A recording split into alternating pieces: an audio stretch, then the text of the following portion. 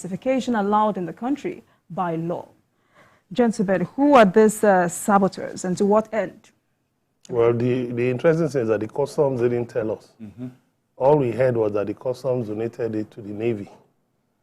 So I hope that these drones will not somehow find their way into the hands of criminal elements. You know, I mean, I had thought that the customs would have added maybe the identities, even if it's vaguely, of the people allegedly responsible for this importation, this illicit importation of illicit items. But is it that they've been given a slap on the wrist, or the customs doesn't consider it important for Nigerians to know, you know, that there are certain people who are hell-bent on maintaining, on sustaining a situation of insecurity and impunity in the country. I think they should not, as security agencies, should also regularly capture the public mood. Insecurity is one of our biggest problems today. And anything you can do to reassure Nigerians, it matters a lot.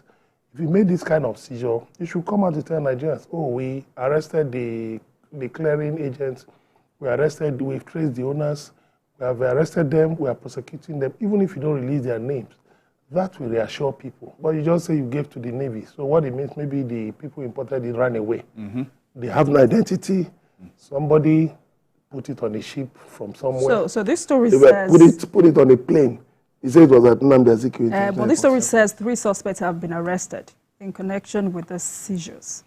You see, yes, 3 suspects. You regularly hear that 3 suspects, 10 suspects, blah, blah, blah, and you don't hear anything again.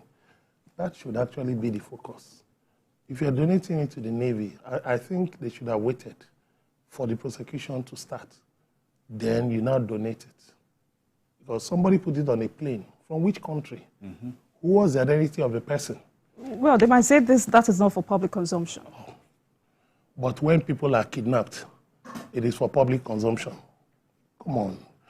We need you see, we are all stakeholders in the affairs of this nation. We are citizens. So when things like, we are not telling you come and parade them because it's against the law. We're not telling you to come and parade them. But the issue is that at least give us enough assurance that you are doing something on it. So I hope there will be a follow-up to this issue of a donation that, yes, they've been prosecuted, if they are found guilty, and then jailed. Okay, well, let me come to you. What do you make of this report? You know, this thing has been happening for some time. Yes. Are you surprised that armed robbers, bandits, and other undesirable elements wear police uniform, army uniform, and even have access to assault rifles, the kind of assault rifles that our armed forces use?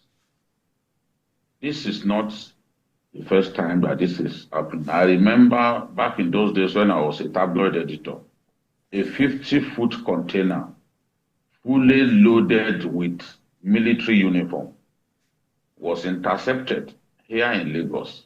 In fact, it had escaped from the ports. But based on a tip-off, the police were alerted and they seized that truck, 50-foot container. It was parked at Panti for a long time. So the question is, who imported army uniforms into our country, as well as some weapons of war? It is clear that the insecurity that we are facing in our country requires concerted efforts. It requires thinking outside the box. And we must deny these people access to the weapons that they use, access to the uniforms that they wear, that they use to deceive people that is actually members of the armed forces that are on patrol. we need to deny them all of this. For example, whoever is bringing in drones, whether it's a state government that wants to use drones to patrol forests and all that, you know what you have to do. You know that you have to approach the office of the NSA to get the end user certificate. How do you bring in drones, unmanned area vehicles, the size that is beyond what civilians are permitted to use? The kind of drones that everyone knows is meant for warfare. How do you bring them into our country? Remember some years ago, weapons bound for Iran passed through our country before it was seized. So maybe these weapons are even meant for somewhere else, but I know that bandits, Boko Haram elements, they've had their Turaya gadgets intercepted in the past in our country. We have to find a way to stop these undesirable elements from bringing in these kind of items into the country. It shouldn't even get here. And if it gets here, it must not pass through the ports. Last year, along Lokoja Abuja Highway, military uniforms were seized. They were being taken by a truck to God knows where, but they were seized. Some time ago, tramadol, a trailer load of tramadol heading towards Sambisa Forest was also intercepted along the way. So we've got to work harder to stop these people from bringing this kind of things into our country, because the repercussion can only be imagined. You are able to bring weapons into the country, then they already have an advantage over our security forces. And sometimes they don't have weapons grade that our security forces do not have access to, including night vision goggles, which will enable them to operate at night, and the night will seem like daytime. So kudos to the customs, but there's still a lot of work to do. These things shouldn't even get here in the first place. If it gets here, it should not move beyond the ports. Because once it comes out of the ports, you can only intercept it by log. Very good intelligence. All right, Azuko, just like BQ Animaker said, this is not the first time this is happening. But one of the issues we've always had with these kinds of arrests is arresting the least persons on the hierarchy. When do we start going hard on the top guns? That is the major problem, you know, and it shouldn't be a problem, because the duty of the government is to protect lives and property. And so they have to do everything humanly possible for them to be able to protect lives. Now, sometimes, some years back, weapons were also brought in like this, you know, high caliber rifles and all, you know, through the ports. And it was the customs that actually seized it. Till today, we've not heard anything about who brought it. But we know that, okay, it came from Turkey. And at the end of the day, nobody was prosecuted. We've not heard if anybody was put in jail or if anybody has been sentenced. You understand? So we are having another one in our hands. And I think just like Emeka said, you can't just move a weapon or drones that have been seized and then you move it straight to the Navy. No. The police is supposed to get involved so that we'll be able to prosecute those who actually brought these weapons. These are not just ordinary. We have drones here, and we know the grams that we are supposed to bring in or to import. And we have end-user certificate for it. Because there are some places when we are flying our own drones that will always, you will just see that there is a no-fly zone that we can't even fly.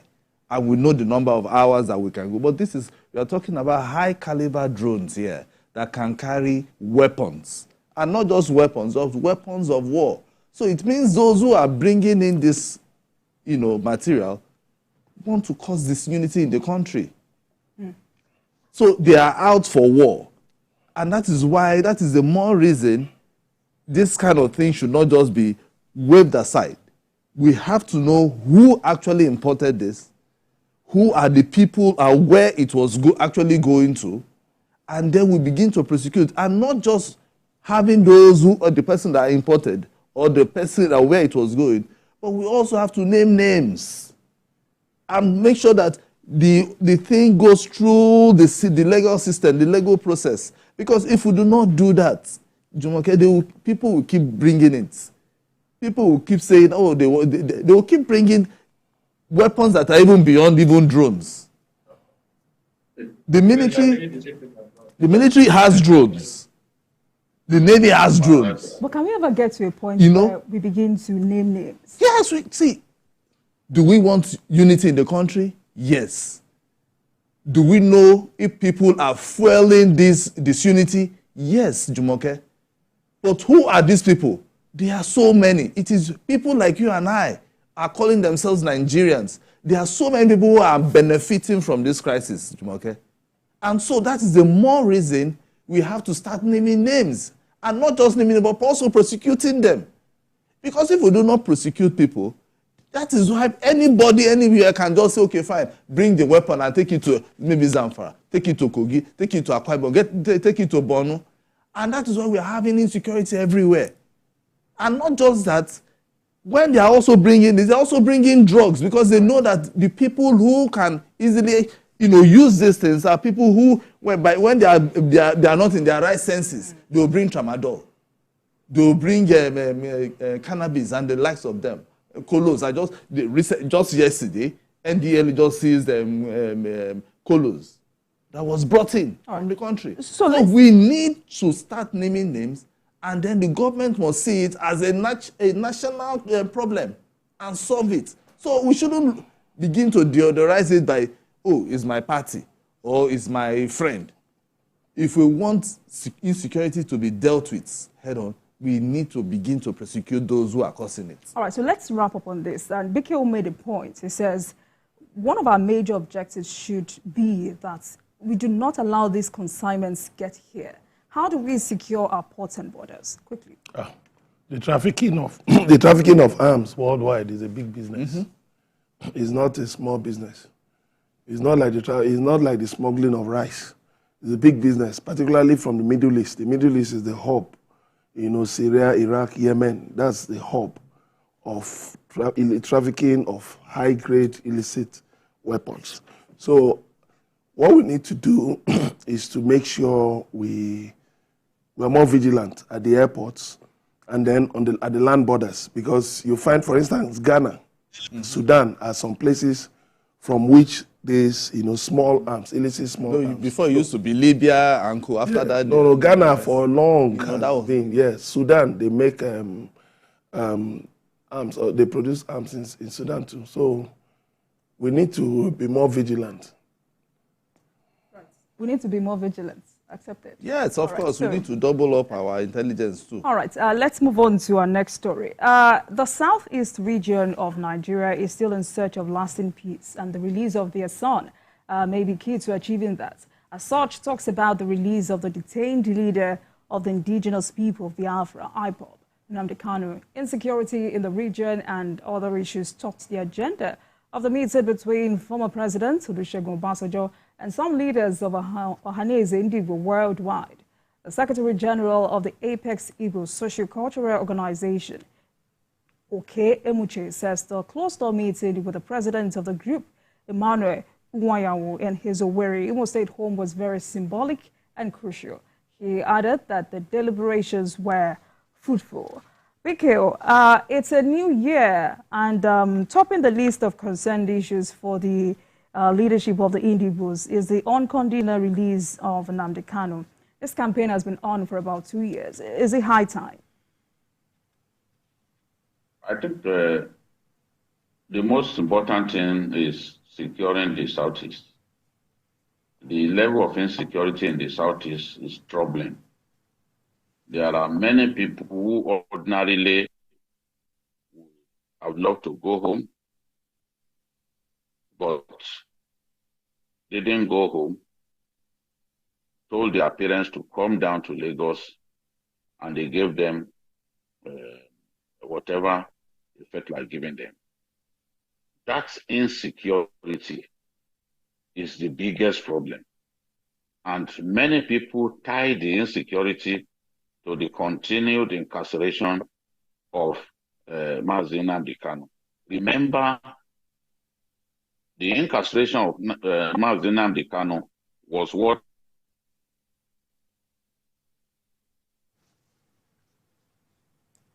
BQ. BQ, are you there? All right. We may have to come back to BQ then. Asoko, let me have your take on this. Like I said, is it high time? Well, for me, I think, let me take from where BQ, stopped. We need a permanent solution to the insecurity in the Southeast.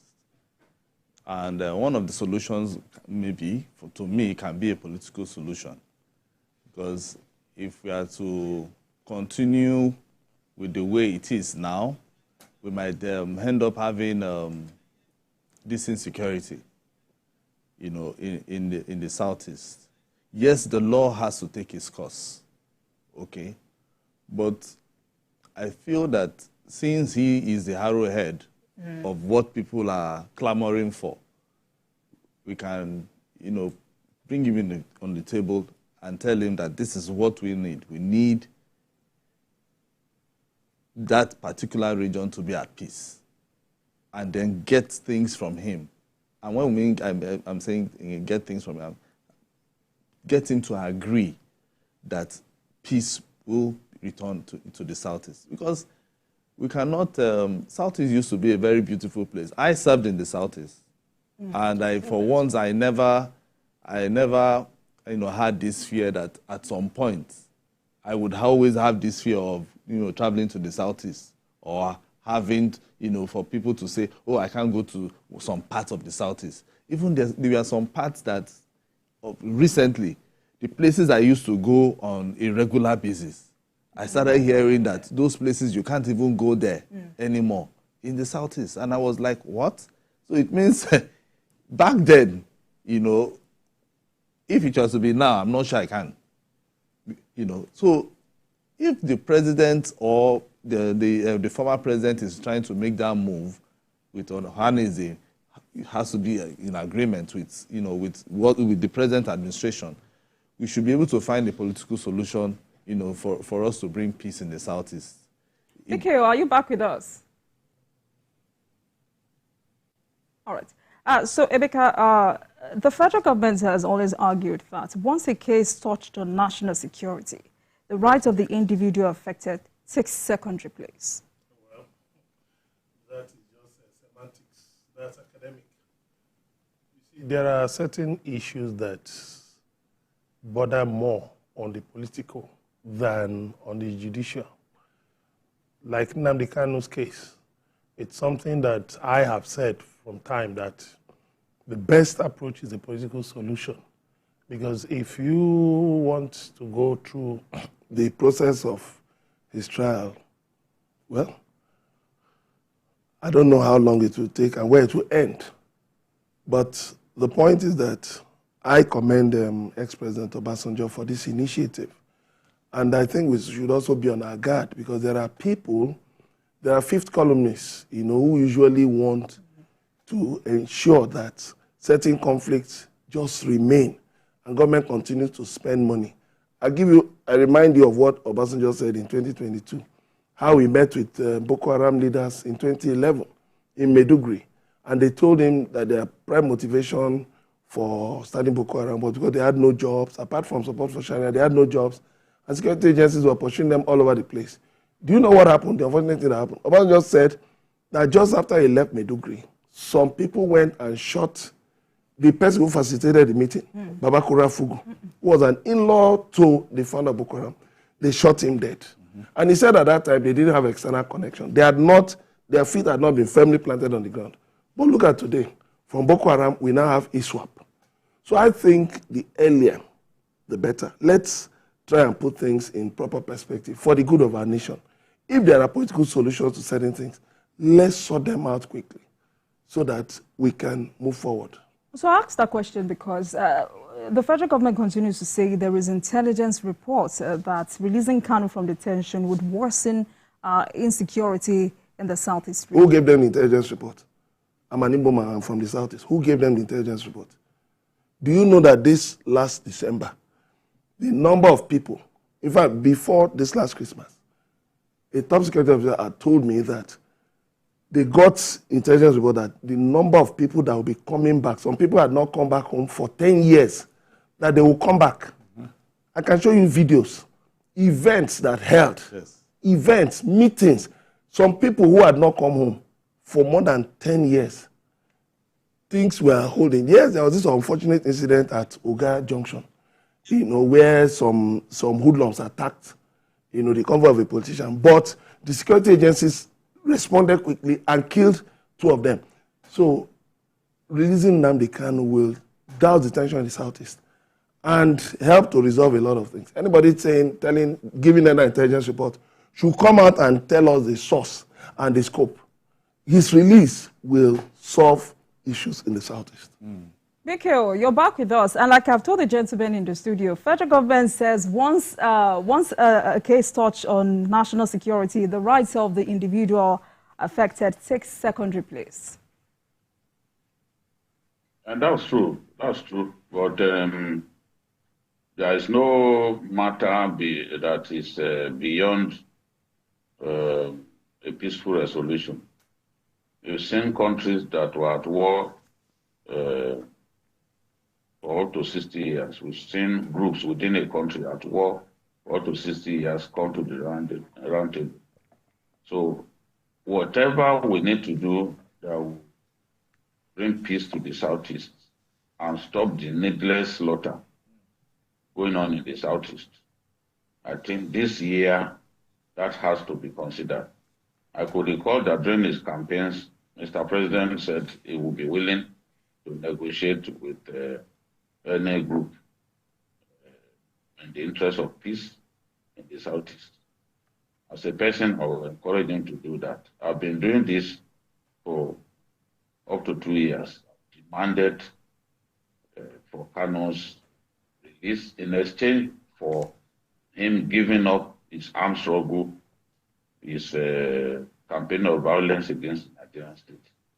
And I still stand on that, even though I read comments from some of my Southern brothers describing me as a tribalist. A man with a traditional title from source, the Southeast, Okulora, Aguleri, cannot be a tribalist. I'm consistent in asking for a negotiated settlement of this problem. I believe it's possible. I will be happy to see that happen. So it's good about.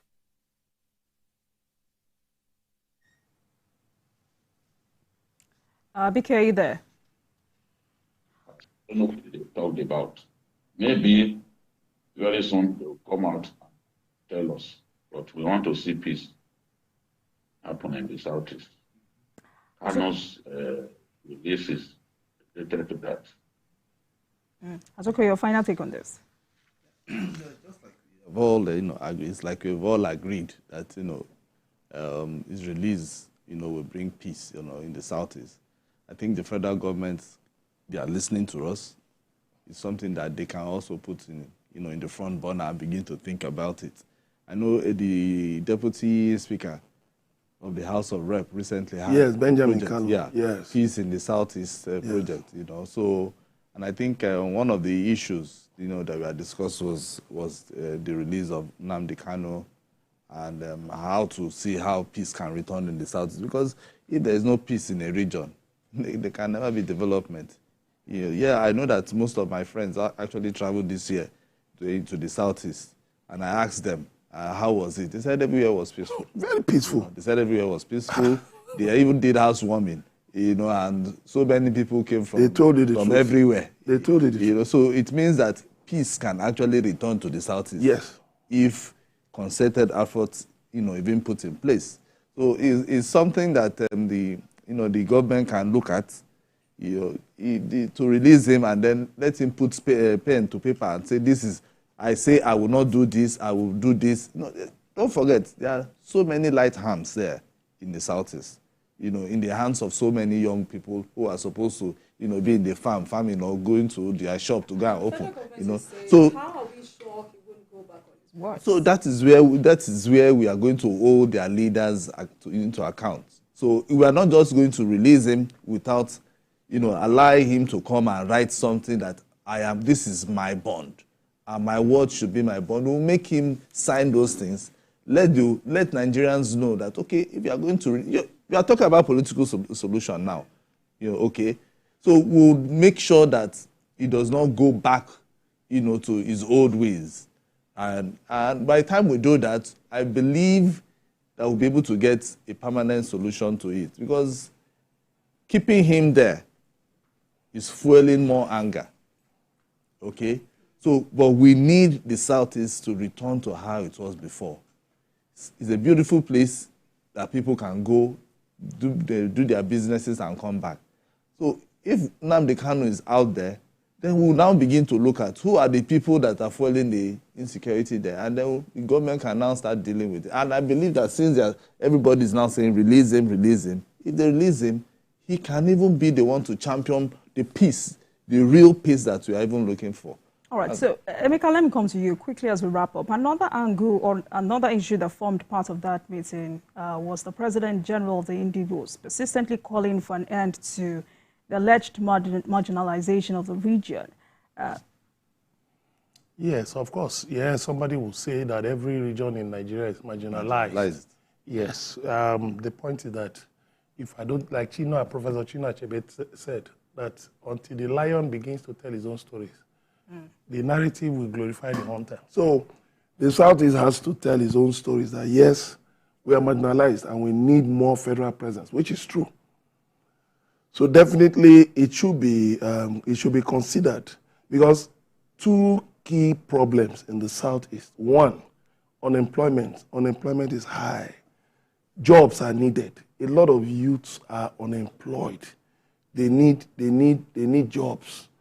Then another thing, people at a point began to, resort to traditional religion with promises that, they will get wealthy, they would, they could do anything and no bullets will touch them, penetrate their bodies and all of that. And then again, the governors of the Southeast need to also invest in technology. They need to assist the security agencies with technology, tracking devices, and devices that will help them to do their jobs much better. You see, the security agencies in the Southeast they are really trying. They are really trying. It's a dangerous situation because you don't even know sometimes who you are up against. But I give them kudos. But what I do hope is that the Nnamdi Kanu matter will be quickly resolved, one, and then some of these checkpoints in the South, especially the military checkpoints, where people are being dehumanized. You have to ask people to alight from their vehicles, walk some distance raise their hands raise their hands. Come on, you cannot do that. You are dehumanizing the people. You expect these same people to cooperate with you in dealing with criminal elements. You shouldn't now treat them as if they don't have rights. These are individuals. These are human beings. Yes, I know the security agencies will tell you they've been attacked at their checkpoints, but I want to tell you that there are other ways by which they can avoid doing this kind of thing. Allow people to pass. Use technology a lot, and then let's get more jobs for the unemployed youths.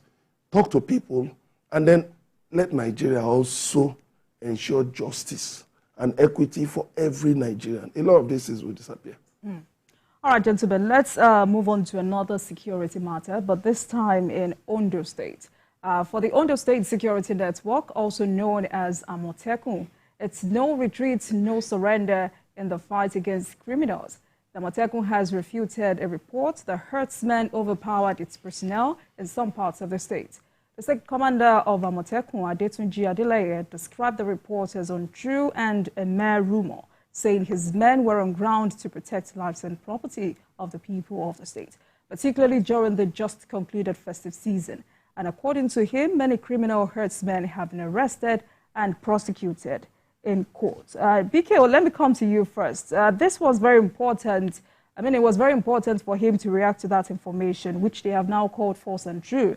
Says no single robbery, no single kidnapping or robbery in Akoko land. What more can government do to empower our security outfits? I think when it comes to home-sourced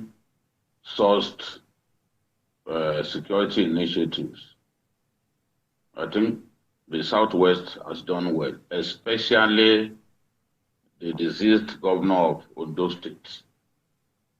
There is nowhere in the Southwest where Amotekun has been as successful as Ondo State.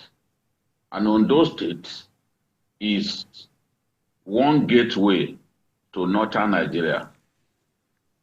For this reason, all kinds of criminal elements, bandits, terrorists, they are trying to infiltrate the Southwest through Ondo State. And if not for the excellent work that Amotekun has been doing, honestly, things will have become so bad in the Southwest. I visited the commander of Amotekun recently. I went to their office. I saw the dozens of people that they are arrested, awaiting interrogation. And the good thing that Akredolu, the late governor, did was to also empower Amotekun to be able to prosecute. So the state government prosecutes the people arrested by Amotekun directly. And the interesting thing is, the improved security in Ondo State has also helped the state to generate a lot more revenue. Because where people didn't have access to their farms in the past, they're able to have access to their farms and even pay their taxes. During the NBA conference, where I moderated the session on security, the Amotekun commander got a standing ovation after delivering his paper. And I think that every state in Nigeria should adopt the Amotekun model because it's delivering results. They are lightly armed, but they are able to deal decisively with the undesirable elements giving our people problems. Kidnapping has gone down drastically, and they have the courage to even go into the bush to arrest kidnappers once they get information that kidnappers struck in an area. You can't really stop them. We should expect that occasionally these guys will rear their ugly heads. But the capacity of Amotekun to respond is tremendous. And we've seen that happen. You can see that even in Oyo State, Amotekun has been able to rein in the kind of violence that the criminally minded headsmen were known for. Remember the Gongon killings of Yes. a couple of years back. Those things are not happening anymore.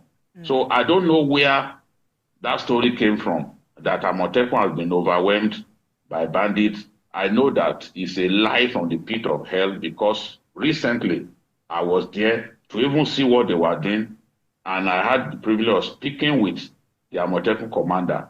I know that Amotekun is on ground. They are doing a good job in Ondo State, and I can tell you, if we didn't have them to stop these people from coming into the Southwest, the story would have been different. So rather than peddling lies against Amotekun, Amotekun should be encouraged. And other states in our country should realize that the central policing structure that we have cannot secure our country. So they must think out of the box, do the sort of thing that Borno State did with civilian JTF. You know, civilian JTF is now backed by law. sometimes they go on operation even with the army. So they need to do that to complement the efforts of the armed forces. And honestly, if they can do that, our communities will be better secure. All right, Azuko, let me come to you. Now, one of the soft or non-kinetic approach to tackling insecurity is the role of traditional rulers and the institutions, religious institutions, as well as the relationship between the security operatives and the people, the locals, the indigents, which is also part of what these Amotekun guys are appealing for. How can this be further encouraged? Well, like the Amotekun, what they actually use when it comes to, their mode of operation is intelligence. And the only set of people that can give intelligence are the citizens, If what they are actually doing is more or less like the community policing. And that is what, in Lagos now, we have something called Neighborhood Watch, But they have been able to carve a niche for themselves, because I've gone to Oyo State and I've seen their office before, and Ondo, I know the last time I went to Akure, I saw them driving around, the town and all that. But then I was even saying, why are they driving around town? They should be in the, the interior and the hinterlands and all that. Well, they need the support of the people for them to be able to carry out their operations. Because if we don't give them intelligence, then they won't be able to know that, okay, XYZ characters are in a particular place, gathering in a particular place. And that is where even the traditional rulers can also help. Because if I'm the Oba or the chief of a particular place or a particular community, I know everybody that is around. I know every family member. It's not just about you having the title, but it's about knowing the people that are in your community.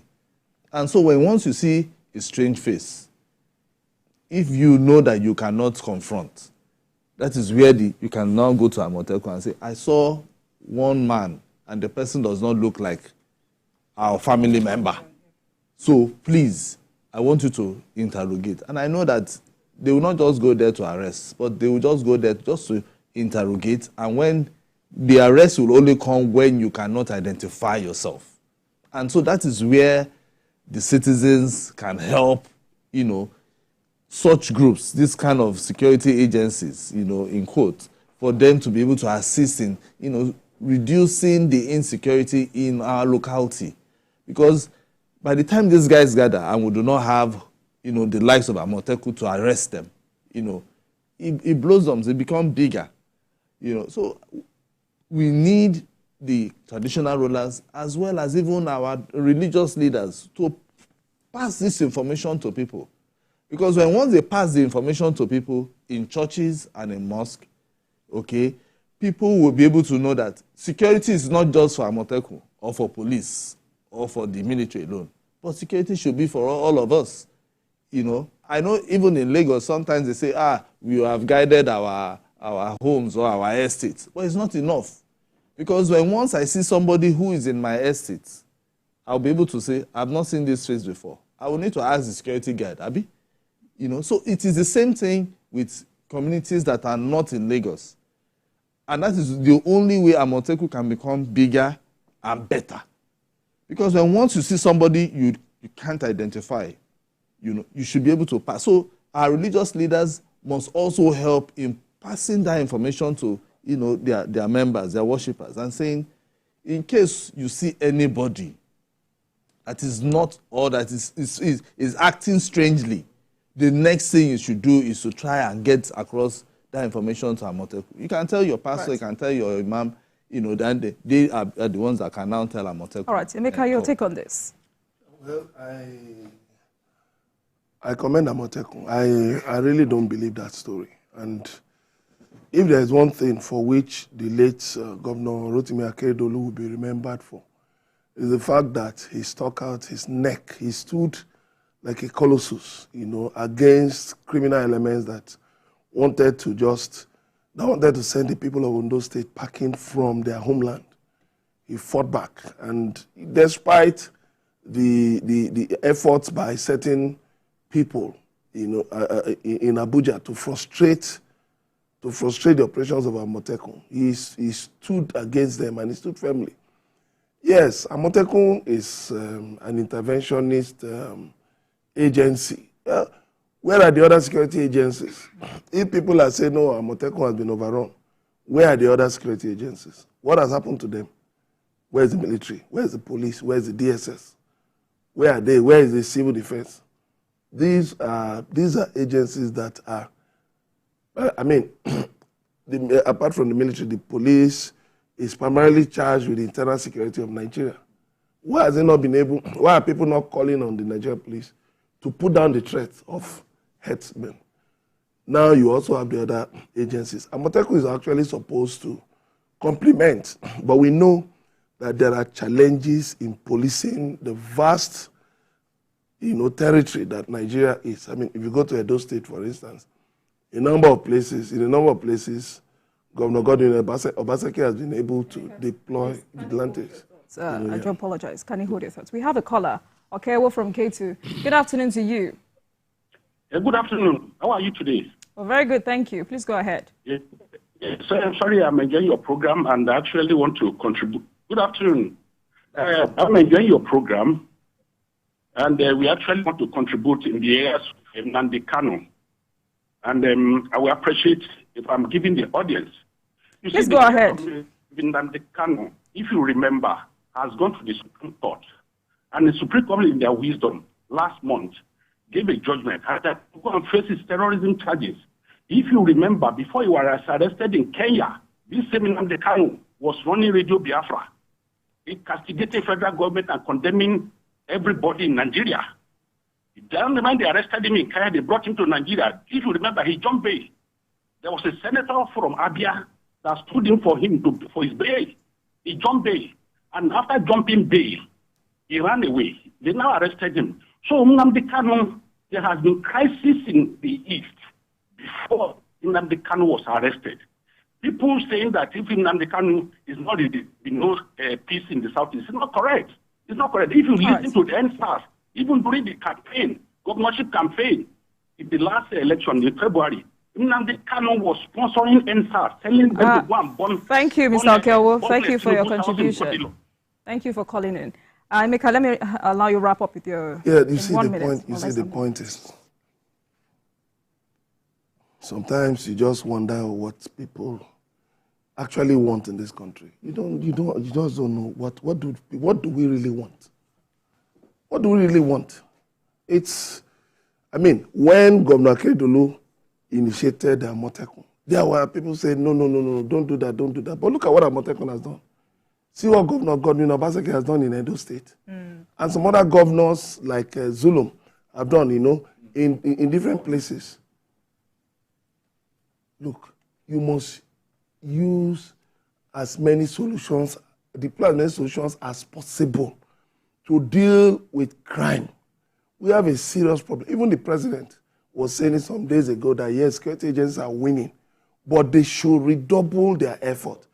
Then on the other side, you can bring in political solutions.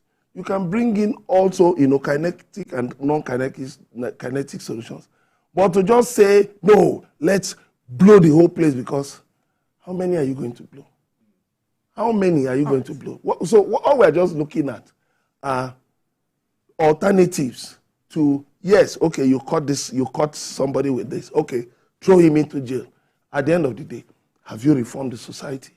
Have you made the society better? So I commend Amotekun and I urge them not to be discouraged by that piece of news. They should continue, but the other security agencies that are charged with keeping the nation secure should please do their jobs.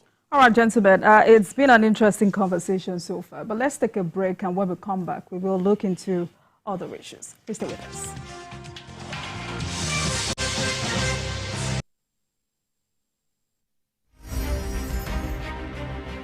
Muhammad Ali was born and raised in Louisville, Kentucky on January 17, 1942. His birth name was Cassius Marcellus Clay Jr. He began training as an amateur boxer at age 12, and at 18 he won a gold medal in the light heavyweight division at the 1960 Summer Olympics and turned professional later that year. In his early years as a professional, Clay was more highly regarded for his charm and personality than for his ring skills. He sought to raise public interest in his fights by reading childlike poetry and spouting self-descriptive phrases like float like a butterfly, sting like a bee. On February 25, 1964, at age 22, he pulled off a major upset, defeating Sonny Liston to win the World Heavyweight Championship. That same year, he shocked the boxing establishment again by denouncing his birth name as a slave name and formally took the name Muhammad Ali, which was given to him by his spiritual mentor Elijah Muhammad, leader of the Nation of Islam. For the next 3 years, Ali dominated the boxing arena. Muhammad Ali retired from boxing in 1981 and focused on his religion, philanthropy, and activism. In 1984, he made public his diagnosis of Parkinson's syndrome, which some reports attributed to boxing-related injuries, though he and his specialist physicians disputed this. He remained an active public figure globally, but in his later years made fewer public appearances as his condition worsened and he was cared for by his family. Ali was chosen to light the Olympic flame at the start of the 1996 Olympic Games in Atlanta, Georgia. He died on June 3, 2016.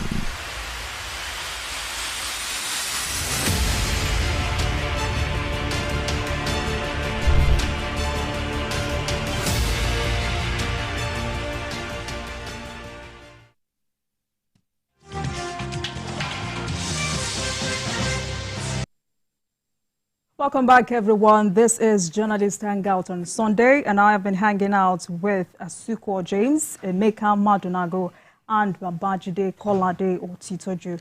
Gentlemen, thank you so much for staying with us. Now let's go to Kaduna State, northwest Nigeria, which is turning a new leaf, and the governor, Obasanjo, is getting commendations for it. An elder statesman and former governor of Rivers State, retired General Zamani Letwart, has applauded Governor Sani for his commendable efforts to unite the state since coming on board 6 months ago. Speaking on behalf of those who received awards during the maiden Southern Kaduna Festival, Letwart commended the governor's leadership qualities, adding that he has gladdened the hearts of the people. Mikhail, let me allow you kick off with this. Governor Obasanjo was also commended for attending the Christmas Carol, where he promised an all-inclusive government. My question is, how important or exemplary is leadership beyond party affiliations, devoid of ethnic and tribal sentiments in a place like Kaduna State? It's very, very significant. I've not seen a state as divided along religious lines as Kaduna State. And I worked in Kaduna State. I actually started my journalism career in Kaduna State. The feeling that people have over the years is, look, anything after the bridge is like the bridge over Kaduna River is the natural boundary between Christians and Muslims in the state. Most Muslims would prefer to get a residence in the area dominated by Muslims. That's from that bridge going back towards the market area, Tudunwada, all of those places. Whereas after the bridge, you have places like Kakuri,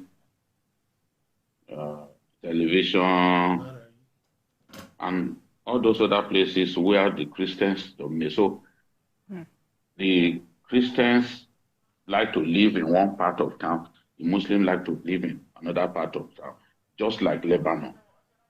I've never seen anything like that. And the Christians have always felt that over the years that they were marginalized. The decision to do the Muslim ticket by El-Rufai while seeking a second term was something that got the Christians very angry. Although El-Rufai justified it by arguing that that the Christian dominated Southern Kaduna always voted for the PDP. That no matter who they chose, even if they put a pope on the ballot, they will still vote for the PDP. That was his own justification. But you know, religion is an emotive issue. You cannot bring that kind of justification, you know, at a time like this. People's blood will boil. Now, for Obasanjo to take that step of attending the Christmas carol and even promising the people that, look, future Christmas carol, I will even allow you to hold it inside the government house, is the sort of thing that they were not expecting. So they see Obasanjo as a fresh breath of air, as someone prepared to give the Christians a sense of belonging in the state, prepared to give the people of Southern Kaduna a new lease of life. So they are happy, and General Lekpot is somebody who has sacrificed for the people. He was one of those sentenced to death over the 1992 Zongo Kataf crisis between the Hausa Fulani and the Zongo Kataf people. He was one of those sentenced to death. Although the military government of Babangida eventually didn't carry out the sentence, himself and Peter Lekpot and others. The Southern Kaduna people saw that as an attempt to humiliate them as a people.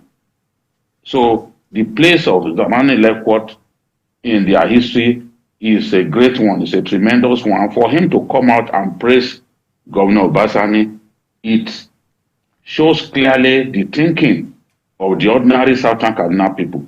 When the appeal court sacked the Speaker of the State House of Assembly, many people believe that Obasanjo and others were sure that another Muslim became the Speaker. But the governor encouraged a situation that produced a Speaker out of the deputy to the man who was sacked by the courts. And today, they have a Christian as their Speaker. If a Muslim had the might, they would have been disconsolate, they would have felt very bad. So Obasanjo, and he has also taken some steps. Some of the appointments that he has made also points to the fact that he's trying to break free from the past, that he's trying to run a government that is for everyone. So this is why you saw the chairman of CAN in Kaduna State on journalist Hangout praising the governor and saying that, look, our people now see him as a father, as someone who is not prepared to continue with the marginalization of the people. Kindly hold on. Kindly hold on for a minute. Well, joining live, a live broadcast of the banquet by FCT Minister in Port Harcourt, but JH continues on our other platforms. All right, Biko, you can go on. Yes. So the chairman of CAN in Kaduna State, for him to have come out on journalist Hangout to say, look, gentlemen, this governor is trying to do things differently. He's trying to break from the past, and our people are happy with his conduct so far. That should tell you that the attitude of the people of the Southern Kaduna is changing. And Obasanjo will ultimately reap bountifully and politically from this, because the people had, over the years, felt like second-rate people, felt like people marginalized in their state, but they are seeing a new lease of life in terms of some of the appointments that the governor has made, in terms of the hand of fellowship that the governor has extended to them. So for a man like Nnamdi Lekpot, you know, one of the very famous leaders of Southern Kaduna, to come out and speak in this manner, it says a lot about the way the average Southern Kaduna people perceive this new administration. All right. As a quad now, some of the elders in that state have also commended him for his open door policy. Yeah. Because if you look at it, even when the election came in and people are saying it's Muslim again, just like El Rufai, it was a very tough battle for him. And you are thinking the Southern Kaduna people will be marginalized. But if so far, his appointment have not shown that, that it's going to be just either one ethnic group or one religious group. He has been able to open up the space and make sure that all frayed nerves, are being handled. Just like BQ, Kaduna is a very fluid state that anything can happen. So for commendations to come to the governor in this like manner, not just from anybody, but the man in Lekwa that when I was very young, I used to hear about him, to come from somebody like that. If I'm the governor, I can even throw a big party. Because the Southern Kaduna people have been seeing themselves as being marginalized completely. But this governor has been able to bring them closer, trying to push even projects even to the Southern Kaduna area, and trying to see how we can unite everybody and not so that everybody sees themselves as Kaduna people rather than I'm from Southern Kaduna or I'm from one particular region or from I actually worship one particular God and all. So this is a big one for the governor, and we are hoping to see how this is going to bring that major peace in Kaduna. And as the governor is also moving forward, I think this is also going to help him so that even his re-election, he'll be able to, beat his chest and say, yes, I can drive into Southern Kaduna and nothing will happen. So for me, I commend Governor Sani. He has to keep doing what he's doing, and which is trying to unite the Kaduna people in everywhere, whether you're in Southern or you're in Northern or wherever you are, so that everybody will be happy. Emeka, 6 months down the line, in your opinion, how has the governor fared? Well, the governor is a breath of fresh air and he's a wise man. He's a wise man. He's a sensible and a reasonable man. He's a huge relief, a departure from the recent past, where efforts were deliberately made to, stoke religious division, unnecessarily. Because I wonder what people even gain from. Faith is supposed to be a personal affair. But some people they take it into politics, they take it to every corner. They feel a kind of religious triumphalism, trying to force their own faith down people's throats. And people are not interested in that because they have very pressing issues bothering them. So I think he has done well by reaching out to the people of Southern Kaduna.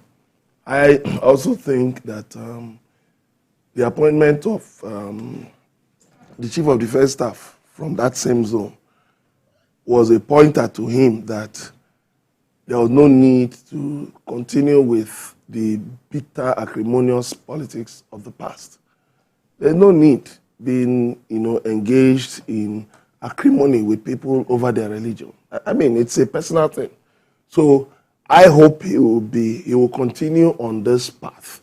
He will continue to, pray to God for wisdom so that he can avoid the fire, the cauldron that religious division is. He should just do his best, unite everybody, work with everybody, and work for everybody. And he will enjoy this for 4 years. All right, thank you, gentlemen. Let's move on quickly. In the face of economic hardship in Nigeria, states and local government areas are getting increased FAC allocation. BK, what do you make of this story? Because former Minister of National Planning and Director General of the National Institute for Legislative and Democratic Studies, that's Professor Abubakar Suleiman, had said that governors are Nigeria's biggest problem. So really, all right. Please go ahead. Can you hear me? Yes, please go ahead. We've been talking about this for some time. I really can't explain why some Nigerian politicians, governors especially, as selfish as they are. It is not possible for the federal government to do this alone. And for that reason, states were given 2 billion each to provide palliative grains for our people. A good number of those states have either not done it or didn't do anything close to enough. But we've seen some governors, like the governor of Yobe State, the governor of Borno State, openly come out to ease the pain of the people. Governors of the Southwest have done little or nothing. I've seen people come out to say, oh, they've shared this. Show us the videos. Let us decide whether even the sharing comes close to the quantum of money that they received. Because it's not enough to say, oh, they shared maybe some CDS, they gave some CDS a few bags of rice, and that is it. We are not interested in that. You must distribute it. I must be seen to distribute it, and you must do it well enough. That is not happening in most Nigerian states. A state came the other day, a state governor gave some cash awards to civil servants, and after that first month, they've not gone back to doing it. Such a governor will praise himself for doing something that he only did in 1 month. Now, when you look at what has been coming to these states, they are earning a lot more than they used to earn. There were months when the distributable revenue from the center did not exceed 300 billion naira. In the month of August, they got 1.1 trillion. In the month of May, it was 736 billion. 736. In July, it came to 1.89 trillion. Look at the difference between what was shared in May, 736 billion, and what was shared in July, 1.89 trillion. In the month of September, they shared 903 billion. And in November, they shared 957 billion. Governors, states now get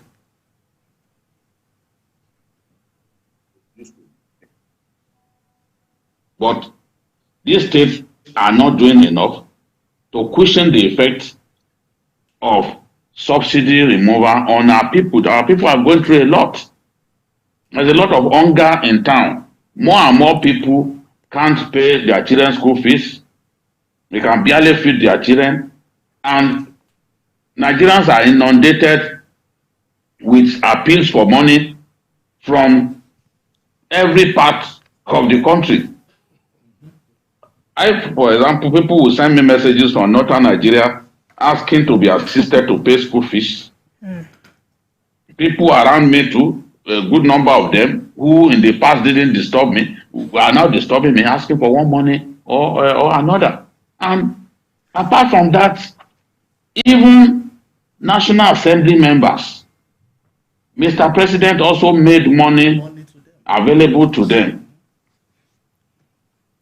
to distribute grains to their constituents in December.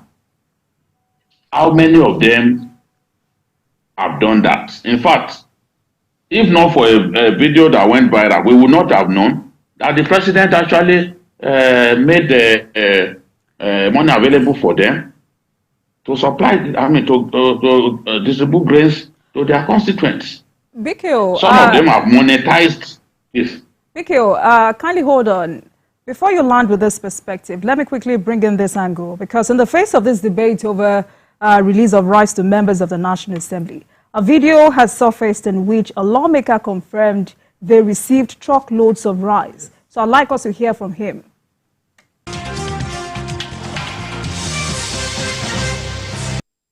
I want to appreciate President Bola Ahmed Tinubu for deeming it fit to give all the members of the House of Representatives palliative grains.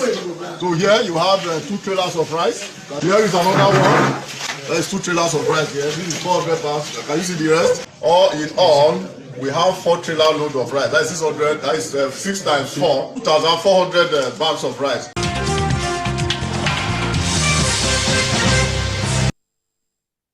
There you have it. Bikio, now you can go on.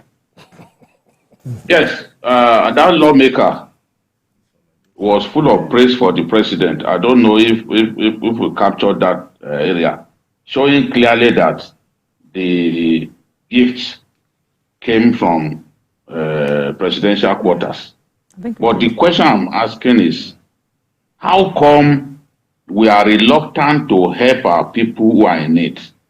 How come governors are behaving like they never got a dime from the federal government to provide palliative grains to the people?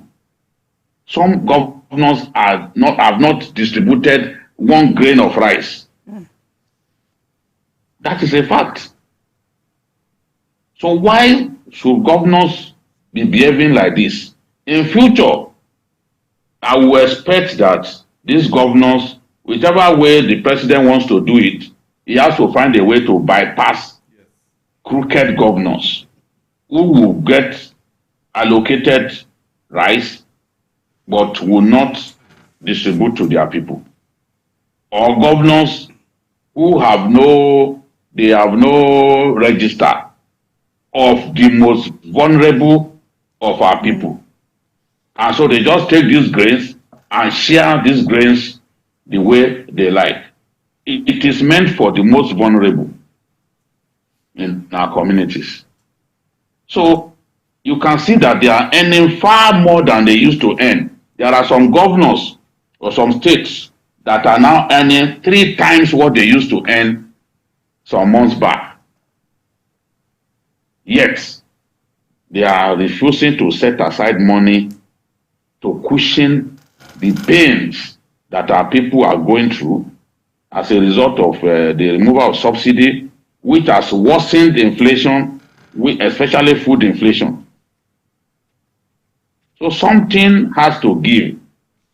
Governors must come together and share notes about how they can do this so as to ease the pain on our people. Mr. President needs to call these governors and ask them how far they have gone with distributing these grains to their people. That has to happen. And governors who are not known to have distributed at all, the security agencies should be in position to monitor them. The DSS, the police, they should know. If a governor simply collected the money and refused to distribute, you have to use the money for the purpose it is meant. Not simply to take the money and divert it to something else. That is criminal. So something must give. Our people can't continue to suffer when the means of easing their pain to an extent has already been provided. All right, BKO, I'll get back to you. But Azukwo, is it really practicable or realistic to bypass these governors in situations like this? Well, if it comes to that, if it comes to, this point, for the president, it has to find a way. There's nothing as annoying as this particular topic. Honestly, because if you look at it, back then, we used to see that governors would be complaining, they don't have money to do this, to do that. But now they've been getting money like never before, including the local government areas. So if, for instance, when we are in school, they say local government is the only government that is closer to the people. Is your local government closer to you? So if your local government is closer to you, are you telling me that this December, my local government chairman cannot come and knock at my door, even councillor, let me even use councillor, knock at my door and say, Happy New Year or Merry Christmas. Okay, this is 1 bag of rice and oil and this for you and your family. It never happened. Yet they collected billions of naira. There's no local government in Nigeria that got anything in the past 9 months, if not 10 months, less than 1 trillion. If you calculate it from then to now, no, none of them had anything less than 500 million. But yet, Nigerians are hungry. And that is why you can see anger in the land. Because everybody is saying it's federal government, it's federal government, it's federal government. But nobody is talking about the state government and the local government. Because the federal government will send money to them, and yet they cannot even send things to ordinary food for people to eat. If you go outside, people are hungry. Why are people hungry? Because even the councillors are not giving people food. The local government chairman are eating their fat now. If you see some those who were lean before, they are all of them now with big tummies. Buying houses. They are buying houses abroad, everywhere. Yes. Most of them have estate. Local government chairman, no. I'm not talking about state, because those ones are the money they are having now is out of the blues now. But the local government chairman having 5-point-something trillion in 9 months, and yet you cannot even reduce the pain of people is a problem. We see on TV, Borno State Governor, he will line rice, line clothes, full bag. I'm not talking about 2 derica of rice that they are bringing. Full bag, 50 kg. I'm not talking about, full. because even churches and mosques can even give all the things that our state governors are giving in the south. Churches are doing even far better than what the state governors are doing. But in the north, you will see Governor Zulu, bags of rice, not once, not twice. In Yobe, the same thing. So what is our own governors in the south? What are they doing with our money? I don't even want to talk about those in the south. Because those ones collect money, they will collect 13% derivation, collect ecological funds, yet where is the money?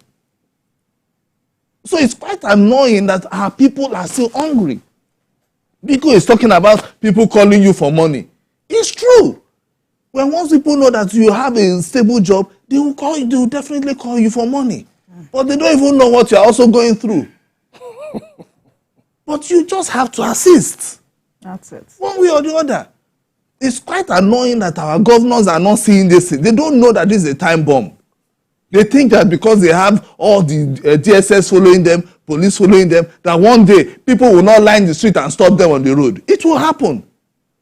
But we are praying that it should not happen. So how else can we hold these governors accountable? Because they seem to be getting away with a lot. And it's more ridiculous because the federal government takes the blame for every of this. I would blame the federal government. I'll blame the federal government for encouraging the delinquency of state governors. You know, Nigerians have this fixation that all problems begin and end with Abuja. Mm-hmm. Why? Because of the way, for years, that military, that centralized, command structure. So you know that everything, all benefits and everything flows from Abuja. And so people easily forget that they have governors and local government chairmen. As a matter of fact, the federal government gets 52.68% of monthly allocation. The states get 26.72%. Local governments get 20.60%. And in almost all the 36 states, the governors have hijacked local government allocation. Exactly. So what we're saying is they are eating twice. The governors are holding 47. That's why you might not really have to blame the local government chairman. No, I'm coming even to that. That one, self, even that small money. Do you know how much? The governors control 47.32% of allocation. That is from state and local government. These people are simply wicked. They're just simply heartless. Because let me tell you something. I keep saying I've traveled around many parts of this country. Nigeria has no reason to be poor. Exactly. When you talk about poverty, you see, the United Nations in 2015, they developed the Sustainable Development Goals. 17 goals with 169 associated targets. Now, what is the first goal? It says end poverty. The second goal, zero hunger. And you know what? This thing is a blueprint. Because much work was done on this thing by various governments across the world. So if a governor says he doesn't know how he can destroy poverty, but poverty can be destroyed, how he can dismantle poverty, eradicate poverty, he has the SDGs, the Sustainable Development Goals. Take that blueprint, sit down, look at it. It's not only we talk about, okay, because that the federal government removed fuel subsidy, then they hide under it. No, there are certain measures you can take to, first of all, make sure that people have access to jobs, access to education, access to healthcare. There is no gender bias. And then there's equality in access to facilities from government. Because the states and local government also collect more taxes and levies than the federal government. So I think the federal government should now start to let everybody answer their father's name. Responsibilities that should be for the states and the local governments, the federal government should remove his hands. But the situation where you see the federal government talking about, okay, we're going to fund a tomato farming in one remote local government somewhere. We're going to build some schools here. We're going to build here. So everybody thinks that basically we are running a kind of a caretaker, system of government whereby the federal government is a caretaker. So everybody can go and relax. And it's not supposed to be that way. States can actually dismantle poverty. I say it again and again because Nigeria was a signatory to this SDGs. So Nigeria actually said, yes, we are committed to ending poverty and ensuring zero hunger. It's not about distributing bags of rice to people. To me, that's even demeaning. You're demeaning people. People who are productive, all they need is jobs. Yes. They want jobs. They want to go and work. Is it not the same Nigerians who travel abroad and they do 2 jobs, 3 jobs? Exactly. Some cannot even get one job that makes sense. Local governments actually, you cannot even get water supply. They can't reticulate water to homes, which is supposed to be a responsibility of local governments. But these people are not ashamed that this basic responsibility is not available. So people have to go and buy water from tankers. You see these potters, these water potters, carrying jerry cans of water, even in highbrow areas. And I say this is shameful. We must have a sense of shame. Bikio, your final take on this before we wrap up. Quickly. I was listening to Emeka. I thought he would explain deeply why he said he would blame the federal government for what has happened.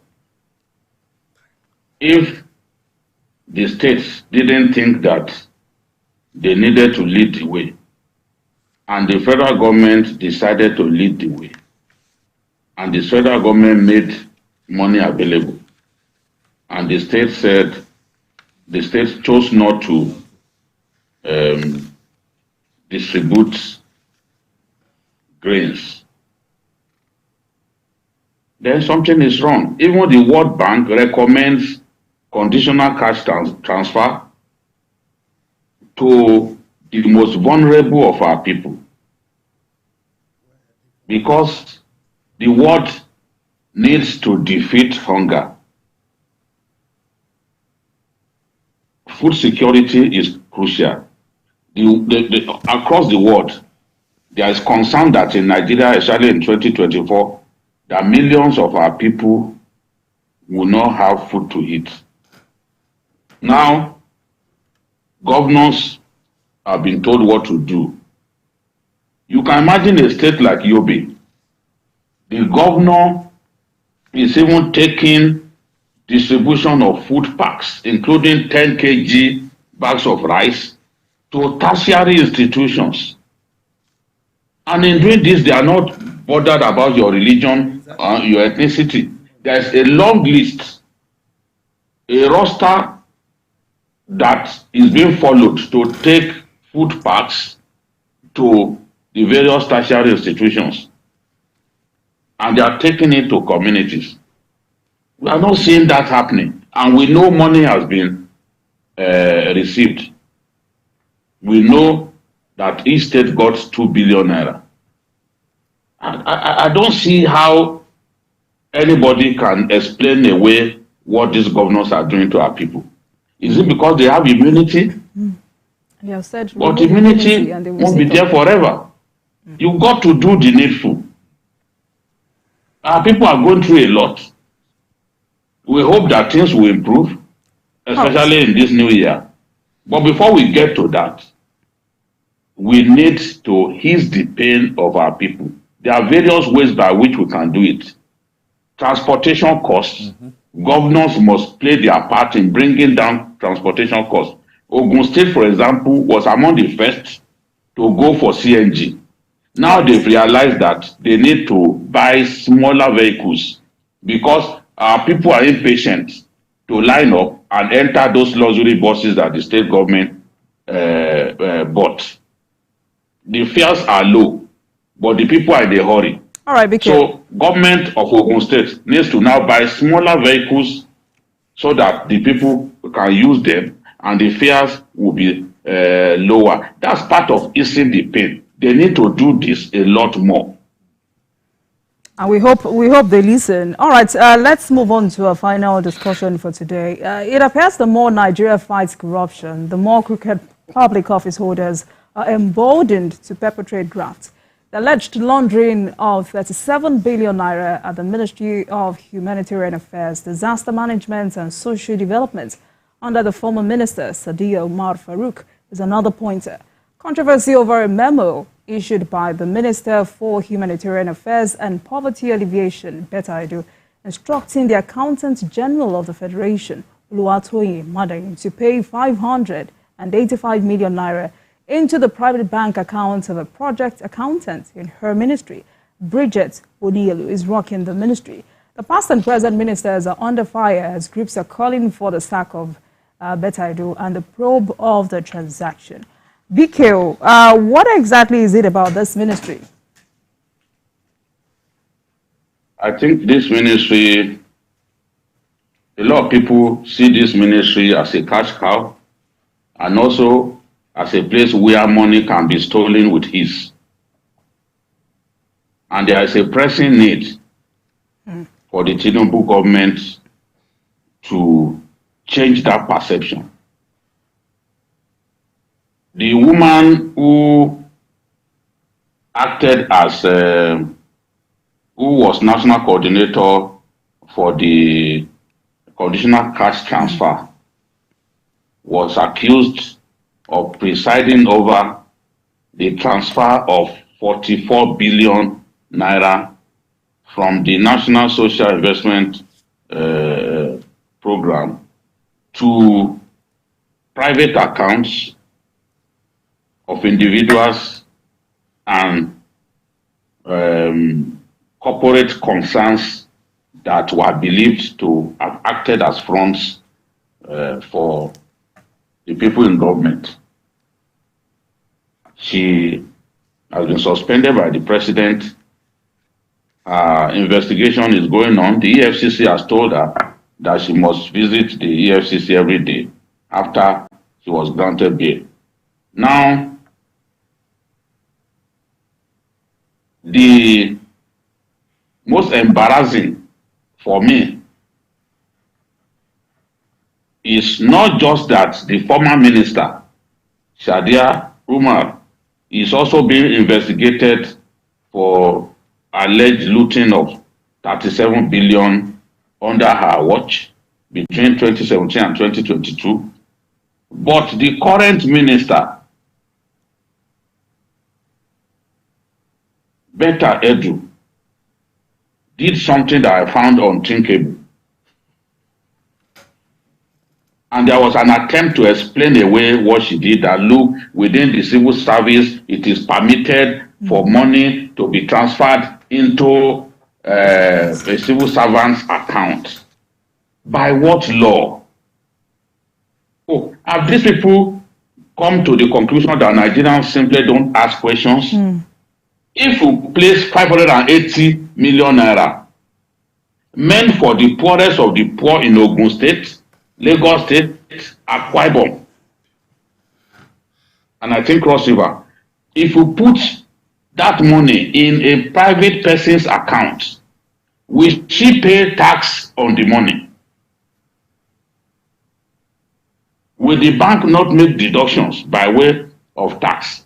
Why are we surprised that an Accountant General of the Federation could steal as much as 109 billion naira and return 44 billion? At least this was confirmed on the floor of the court, that she had already made a refund.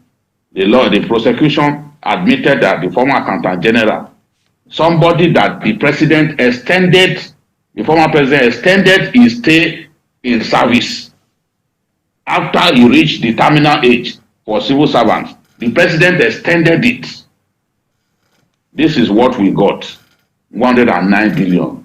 Now we have a current minister telling us that it made sense to transfer 580 million into a private account. I think that Better Edu has embarrassed the Tinubu administration. There are no two ways by which we can call this. There are no two names by which we can call this. And I appreciate the Accountant General of the Federation, Madden, because we just dodged a bullet there.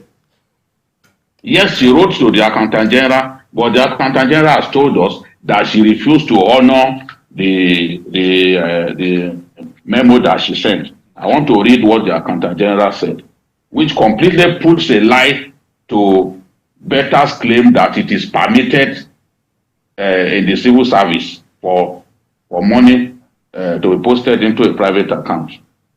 The AGF noted that in such situations, payments are usually processed by the affected ministry as self-accounting entities, and no bulk payment is supposed to be made to an individual's account in the name of project accountant. She then added that such payments should be sent to the beneficiaries through their verified bank accounts. This is what Better Edu should have done. If we are accusing the former administration of permitting the transfer of billions of naira into foreign accounts, a new administration, its ministers should not be trying to do the same thing. What if we didn't have this kind of Accountant General? The government would have been embarrassed. Or does Better Edu not know that things have changed? Nigerians want to see that things have changed. Nigerians are groaning. This is money meant for the poorest of the poor in our society. You are trying to move it into private accounts. And an aide of the minister will open his mouth and try to explain it away, that it is permitted. By what law? It contravenes the Money Laundering Act. So which law permits you to move that quantum of money into a private account? How do you even confirm compliance when the money is sitting in a private account? What is wrong with us in this country? And again, the president and his men should take a good look at ministers. Ministers have no right to be breathing down the neck of civil servants and getting them to contravene the law. Undue interference in the work of civil servants is against the CBN Act. You can't be seen to be pushing civil servants to go against the CBN Act just because you are trying to be funny. Better Edu is lucky today because the Accountant General pushed back. But I don't think that even in doing that, Nigerians will easily forget that there was an attempt to put more than $500 million in a private account. That does not connote transparency. It sends a clear signal of an attempt to misuse the money. And Better Edu, if she survives this, she has to be very careful. Mr. President must hand down a serious warning to her that she must never again tried this sort of nonsense, tried to embarrass the government in the manner that she has done. That is my 10 kobo. All right, BQ. I mean, she has also said this is targeted harassment, but then would you say this is also apparent lack of structure in that ministry? Well, well, if you look at it, truly, I'm not sure that that ministry has any structure, because even when the former vice president was also there, this same ministry was under, the vice president then, and they were spending money with reckless abandon until it was removed, and then they now set up a ministry. The former one, the day I knew that there was a problem in that ministry was during COVID, when they said they were feeding children at home. That was when I just said, oh no, this ministry is not a ministry at all. From this, just like BQ said, if she survives, it's going to be a pointer to every other minister. Because it's like, that ministry is just like a cash cow to some people. You go there because there's disaster. You just go there, push money, put your hand inside it, and then begin to spend. And then because nobody is really looking at it, because disaster will happen.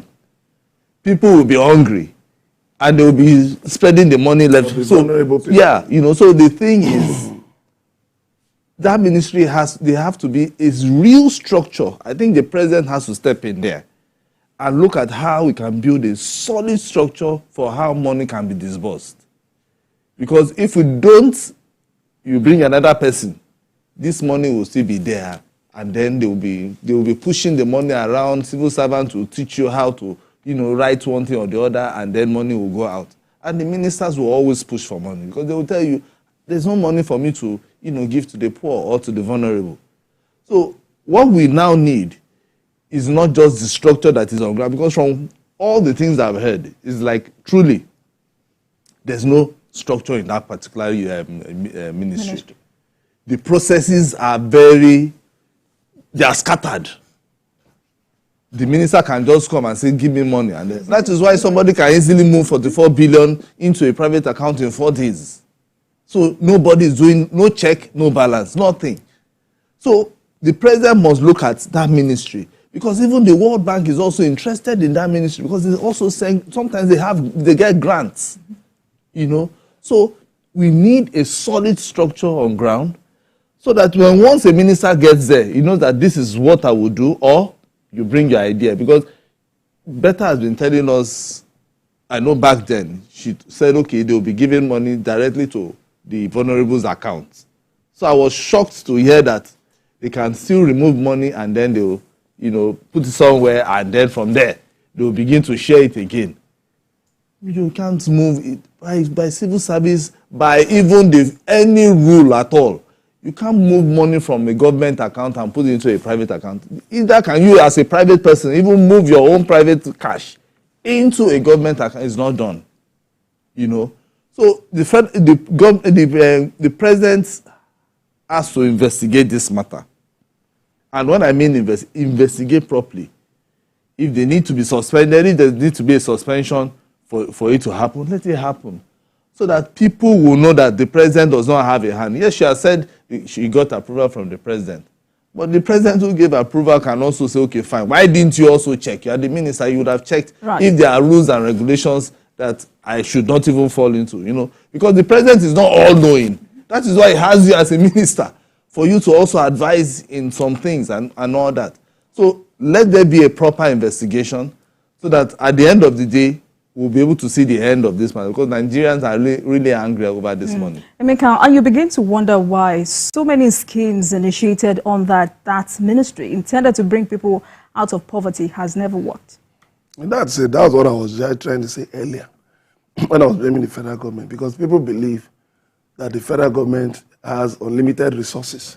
So even if the states and local governments are not performing, the federal government will always cover. Yes, you have interventionist schemes like this ones, where, yes, you will pay vulnerable people. It's in so many countries of the world, yes. But you see, they cannot take the place of policies. Actual policies that take care of the people. That is one. The second thing is that the procurement law What it means is that whoever is in charge of the procurement agency should now begin to demand actual reports from ministries on issues of procurement. Then the third thing, I will align with what Mr. Zach Adedeji, the chairman of the Federal Inland Revenue, said at I think a recent National Assembly hearing, where he said that I think the ministries should stop making payments. Yeah, exactly. That they should send their vouchers to the Office of the Accountant General, who will now go through and then make the payments, so that if you have withholding tax, some of the things some of these politicians do, they don't also know they deny the nation of needed revenue. So when you move money anyhow, one, a transaction that's supposed to fetch the nation 10% withholding tax, the nation is denied. If there are certain items that are procured one way or the other, and you're supposed to pay VAT on them, 7.5%, the nation is denied of that. And so what happens? You are moving the money recklessly. Then you're also denying the nation of badly needed revenue. So I think whoever it is it the National Assembly or the presidency, should actually look into and implement this suggestion by Mr. Adedeji, that let the Accountant General's office be saddled with payment of vouchers. Let the ministries carry out their core mandates. They are not payment officers. Let them carry out their core mandate so that we can also drastically reduce corruption in this country. And I think the woman should step aside. She should be suspended. She shouldn't wait for the president to either suspend her or sack her, because this is very embarrassing. Trying to say the procurement law is there in black and white, and you are trying to educate us that no, these things are done. You see, some of these people think Nigerians are stupid. We are not stupid. All right. I will advise her to step aside. Okay, now let's wrap this up with your final take on this. President Tinubu has no choice.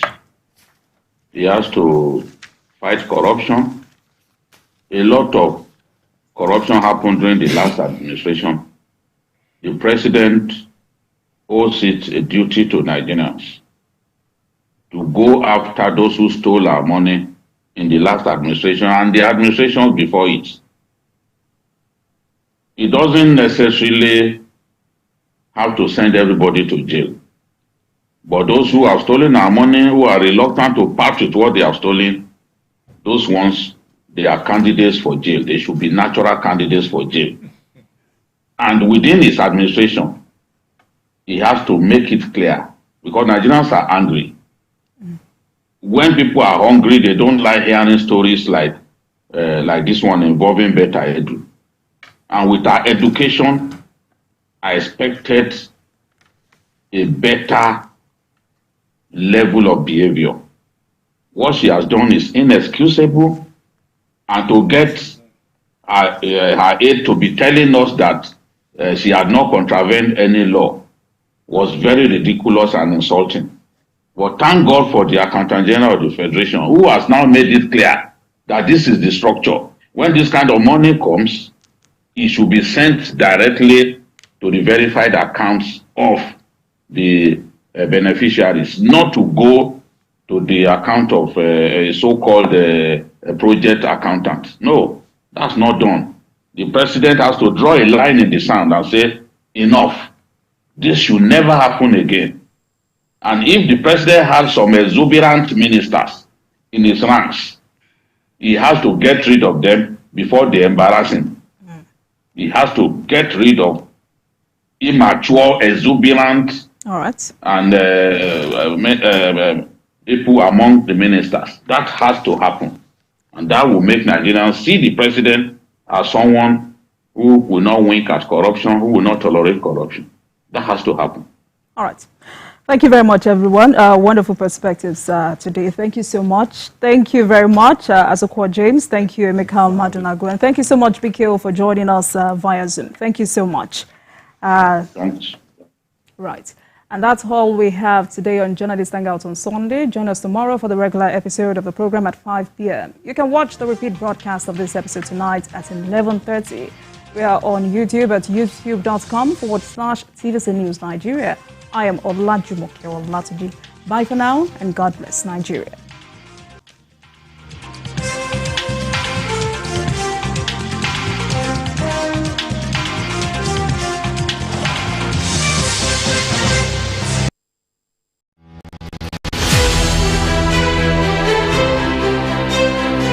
It's the most visited state in Africa. As the fifth largest economy on the continent, covering Lagos and its government is no mean feat. It's a busy beat.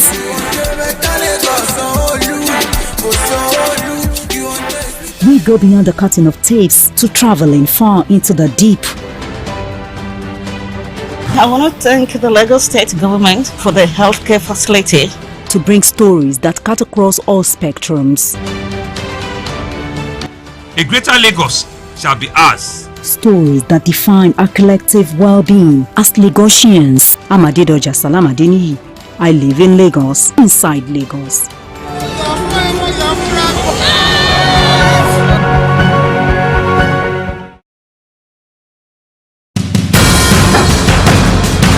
Information is power, information is security, information is knowledge. On Labor Lens, we believe that working people around the world have real questions of their own. They want to know how the world of work operates, what it means to the employer of labor, how policies affect workers in the workplace. On Labor Lens, I ensure we engage effectively the organized labor, organized private sector, and government to get out of them information workers are in need of. I am Sharon Ijason, asking questions that make you get sense of the workplace.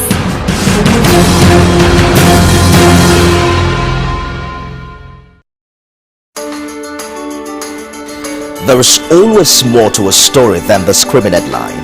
The part of a story that is not told casts a shadow. It's like the part of an object that is not reached by light. On TVC News, I'm able to explore the many angles there are to a story, talking to stakeholders, asking the difficult questions, and digging for facts. I believe the viewers are able to make a better decision if they're well informed and understand not just a part, but the complete story.